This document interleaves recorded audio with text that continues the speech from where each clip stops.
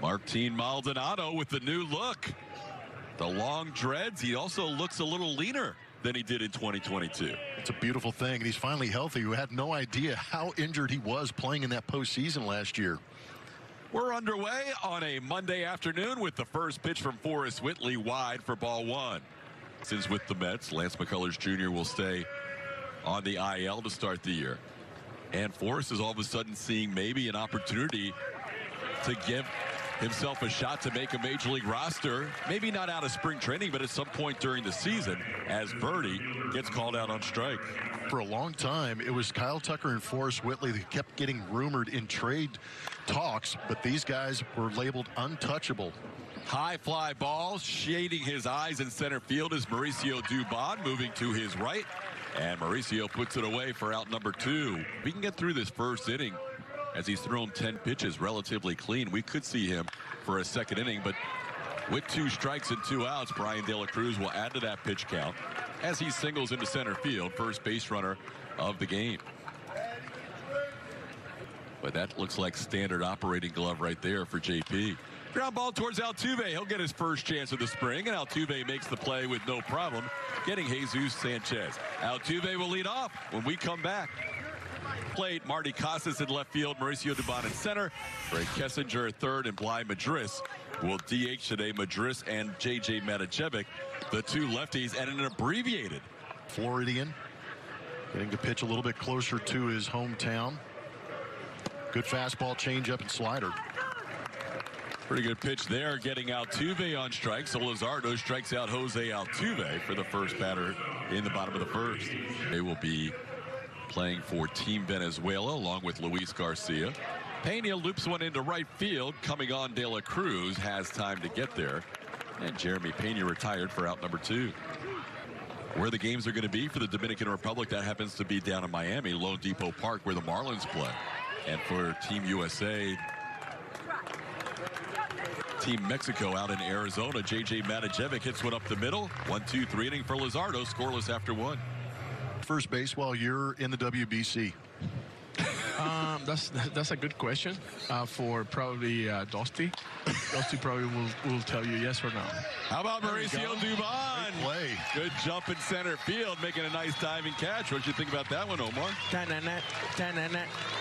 Omar Lopez joining us from the dugout. Omar, first base coach for the Astros, and this year getting a chance to manage Team Venezuela in the World Baseball Classic.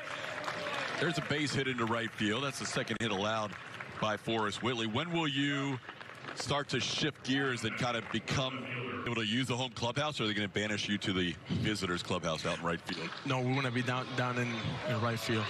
That ball's hit well. Peyton Burdick just hits a 2-run home run over the wall in right field. 26-year-old who last year hit 4 home runs for the Marlins makes it 2-0 Miami.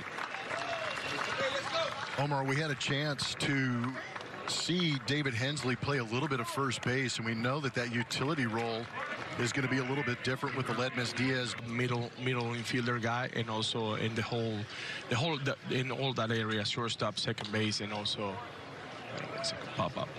Oh, go ahead, talk through it. Okay, your buddy Altuve's got it. Yeah, and also be probably be our 4th or 5th outfielder. Just he's been getting all the drills that we've been working with them. Really good. He surprised me. Like I don't think it's gonna be a big thing for him. Line drive just past the outstretched glove of Marty Costas in left field, and C.J. Hinojosa, former Astros minor leaguer, has a double against Forrest Whitley here with 2 outs in the inning. Was afraid we were going to have the end of the inning there, so I didn't want to follow up with a question. Omar, Alex Cintron is one of the hitting coaches for the Astros. He'll join us in the 5th inning. As Jolks gets into one, left center field, well hit all the way back, and that ball is off the wall. Happy birthday, Corey Jolks, as he goes for 3, and Corey's going to get there. A head-first triple to start this second. Yeah, triple your fun on your birthday. Great swing from Corey Jolks. He had a great swing the other day, driving the ball to right field. This time he pulls it. Julia over there. You okay, Julia? Hey, guys. Yeah, we're good. Maldi looks different, huh? A little RBI ground out for Maldi. Everybody's going to be happy when Maldi comes. The new dreads look. What do you think, Julia? It's before spring, so we're sticking with him. As you know, she has a lot of input and pull on what color his hair is, what it looks like. Artie Costas beating a little infield hit out as on the move, John Birdie couldn't make the play in time. Wait and see, but it does seem that early on, the speed is winning out on some of those plays at first. They were shifted way around on Dubon, who hits a fly ball that should have been a relatively routine out, but because they were shifted the opposite way in left center field, that drops in for a base hit. A couple of Ole Miss players in this game. Nick Fortes playing over at second base. Excuse me, the catcher is also an Ole Miss Rebels. Ray Kessinger flies out to right field for out number 2. Be a little bit younger is always a good thing in the game of baseball. Madris goes the other way. The only play for Birdie will be to first, and he'll make it. So 3 hits in the inning against Jesus Luzardo. Left and yeah, first base. And then at UT Chattanooga, you're both basketball and football star. Yep. And ran a little track, too, toward the end. But baseball was done after high school. Yeah. Talented athletes. Obviously, like I said, to hit the ball at the rate of speed that these guys are pitching, and then just the strength that these guys are to have to hit them out of all these parks is tremendous. So it's days. Right. Yeah. So it obviously, like I said, it allows guys obviously like to be honest to play for a long time. Yeah. So again, there's really no excuse for you not to go out there and perform. There, Houston loves him back. Barnes delivers 2-2. That's a pretty good pitch, and a called third strike on the outside corners is Mike Estabrook. Altuve has struck out twice today. The DR squad. It's also great to see some of these coaches get the opportunity to manage some of these very, very talented teams. Pena sends one to right. That is out number 2. Now signing on with the Oakland A's. Mauricio Dubon will be in one of those reserve roles. Matajevic hits one into center field. Shielding his eyes is Garrett Hampson. He goes all the way back. That's gone. That ball kept carrying and carrying and carrying. Hampson thought he had a beat on it. But J.J. Matajevic hits one out to center. And we're tied up at 2. That's going to help the cause. Standing in that left-handed batter's box and having that power, it's nice to have those threats on the bench, and that's what J.J. could provide. He found that jet stream here in a 2-strike count, got a pitch elevated that he was able to get the barrel to and put a charge into it, enough to have it drift over the head of Hampson and get into the center field berm. It never that was wild. Like that ball was going out until it actually went over the wall. Julks sends one to center field on the first pitch. Corey Julks, who tripled his first time up, lines out for the final out. We're all tied at 2. First rookie ever. No, I need to put a little more emphasis on ever. This one is punched into center. It's going to drop in for a hit off the bat of Nick Fortes. The catcher loops one into center field for a leadoff hit against Seth Martinez, the new pitcher. And Alvarez hit one out against Robbie Ray. That was huge. As ball towards Altuve, he's going to try and spin it with Jeremy Pena. Nice little flip by Altuve. They look like they're in midseason form as Jeremy Pena and Altuve turn the double play, getting 2 on Jordan Groshans. When you're turning that double play, you could see that ball kind of flipped up in the air, and watch Jeremy Pena just kind of linger a little bit on that bag as he drags that foot across beautifully to turn that double play, and that'll create a lot more safety too. There already is no contact at second. J.J. Matajevic looking up into the sun, and Seth Martinez has himself a quick inning after a leadoff hit, a double play, and a pop-up. Astros uniform. Made 110 starts last year, second in the American League, and a 3-2 pitch drifts wide on the breaking ball, so Speltzer walks Martin Maldonado to start this inning. This is okay. I feel pretty comfortable, or at least more comfortable today. Barrel goes towards third, as does the baseball, and Costas is going to be out as part of the back end of a double play. The numbers game for him. Yeah, the 2 examples I use, actually there's 3 examples I use to talk about the incredible depth of the Astros pitching last year. We'll get to it next inning because Dubon pops one up. Unless this one drops, it'll be the last out of the inning, and it is a double play and a pop-up. And the 4th, I know you guys were trying to get prepared for this new rules, all the new rules, but the pitch timer being one of the big ones, is Alex Degody grounds one to short. Jeremy Pena makes the play for out number 1. Have to possibly show off the cannon, right? That's what we talked about this morning. You know, yesterday we Go ahead, talk through it. CJ Hinojosa with a little flair. Former Stro. Yeah, former Stro a couple years ago. A couple on the Marlins. Former Snit protege. Yeah, I'll see him a few times. I went over once, stopped on the way down, met the family on an early day, and then we'll see him twice. Oh, nice turn. Oh wow, that was close. Pretty good turn there, but John Birdie getting down the line, not really a double play ball. On the backfields and live BPs too. Birdie on the move. Maldonado gets his first chase. Oh, that throw was right on the money. Martin Maldonado just missing, throwing out. Some other guys in the system that will get some ABs here. You get to go back and work with the hitters. Bottom of the fifth. 2-game, bottom of the fifth. We are halfway home in about an hour and 10 minutes. The first 2 games, we were halfway home with an hour and 3 minutes into the game. That's a tough play. And hanging with it is Alex Dagote. Dagote's played a few games here at the ballpark of the Palm Beaches in an Astros uniform. Swing and a miss. He was in a trade from the Tigers, who had picked him up in the offseason. That's how the Astros acquired him. Spring training debut. And it goes down for a third time. Rare to see that. Jose strikes out. 1-2-3 inning for Smeltzer. And we're through 5, tied at 2. Astros have changes on the infield at almost every position except for shortstop, which means Jeremy Pena probably talked his way into another bat. This ball could be trouble all the way back to center field. And Jacob Melton, the new center fielder, couldn't make the play. Heading to third, here comes the throw. It's going to be late. That'll be a triple for Brian De La Cruz.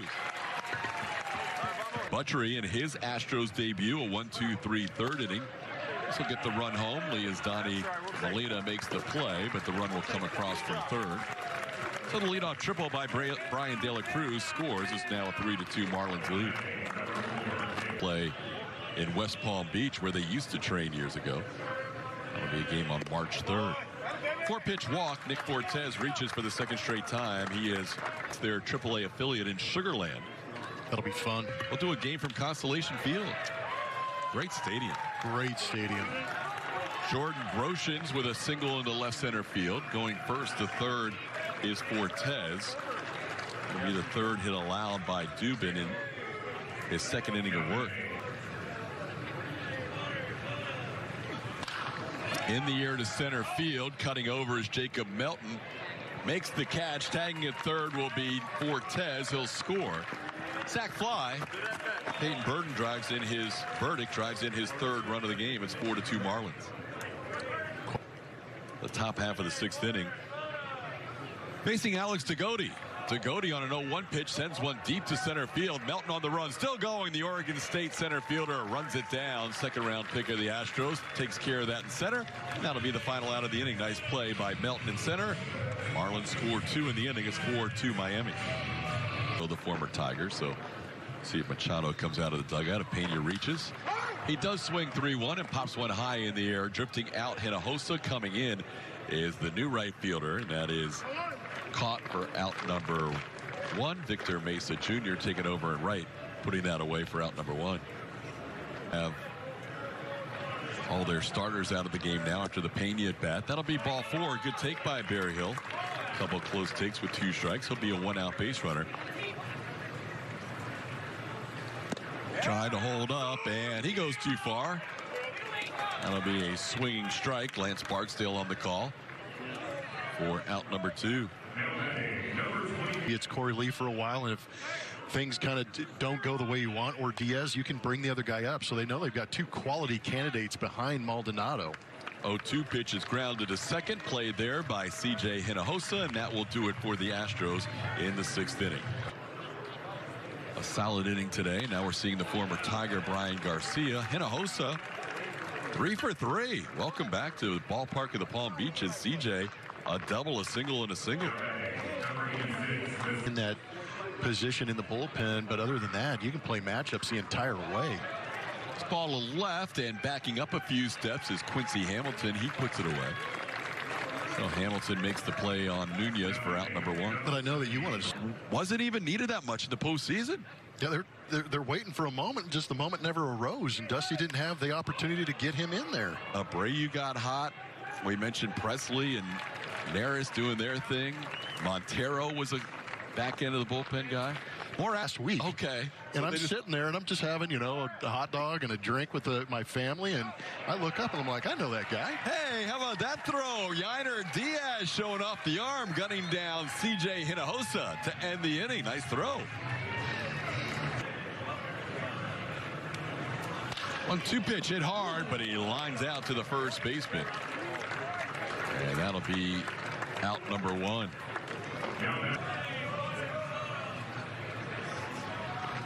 And goes down on 3 pitches, lefty on lefty. Robert Garcia looking good there, striking out Melton for out number 2. The Marlins. Ground ball sharply hit, backhanded nicely by the shortstop Nunez, and his throw on the money. Good play by the Marlins shortstop Nasim Nunez to end the inning. 1-2-3 inning for Robert Garcia. We're through 7. Astros down 4-2. Marlins in front 4-2. McIntosh on the ground to short. Dixon Machado is there. And Machado makes a good throw on the money for the first out.